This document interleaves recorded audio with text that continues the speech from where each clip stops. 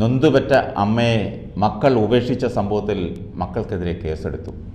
മുതിർന്ന പൗരന്മാരെയും മാതാപിതാക്കളെയും അവഗണിക്കുന്ന വകുപ്പുകളിലാണ് കേസെടുത്തിരിക്കുന്നത്.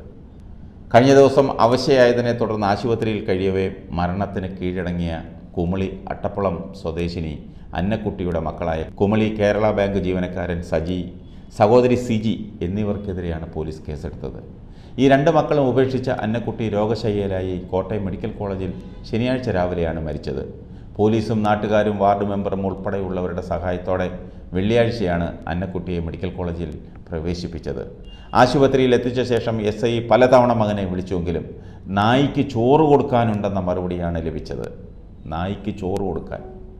കുമളി അട്ടപ്പുളം സെൻറ് തോമസ് ഫൊറോന പള്ളിയിൽ സംസ്കാരത്തിന് മുൻപ് കുമളി ബസ് സ്റ്റാൻഡിൽ പൊതുദർശനത്തിന് വെച്ച ആ ഭൗതിക ശരീരത്തിൽ നൂറുകണക്കിന് ആളുകൾ അന്തിമോപചാരം അർപ്പിച്ചു. പള്ളിയിലെ സംസ്കാര ചടങ്ങുകൾ തീരും വരെ ജില്ലാ കളക്ടറും സബ് കളക്ടറും കുമളി പോലീസും ഉൾപ്പെടെയുള്ള ആളുകൾ പങ്കെടുത്തപ്പോൾ ഏക മകൻ ജനക്കൂട്ടത്തിന് പിന്നിൽ നിന്ന ശേഷം പൊതുജനങ്ങൾ അന്ത്യാഞ്ജലി അർപ്പിക്കുന്നതിനിടെ അവരിലൊരാളായി അവർക്കിടയിലൂടെ സ്വന്തം അമ്മയ്ക്ക് ആദരാഞ്ജലി അർപ്പിച്ചു മടങ്ങി. കേസിൽ നിന്ന് തടിയുരാനാണ് സംസ്കാര ചടങ്ങിന് മകൻ എത്തിയതെന്നാണ് ജനസംസാരം.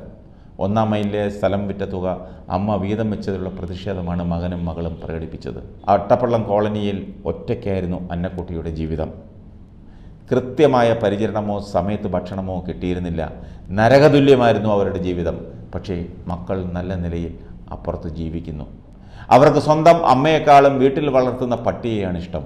അതുകൊണ്ടാണല്ലോ പോലീസ് വിളിച്ചിട്ടും പട്ടിക്ക് ചോറ് കൊടുക്കാനുണ്ടെന്നും പറഞ്ഞ് ഒഴിവാക്കിയത്. ഇവനെയൊക്കെ ആണല്ലോ നൊന്തുപെറ്റ് പാല് കൊടുത്ത് വളർത്തിയത്. കഷ്ടം എന്നേ പറയാനുള്ളൂ.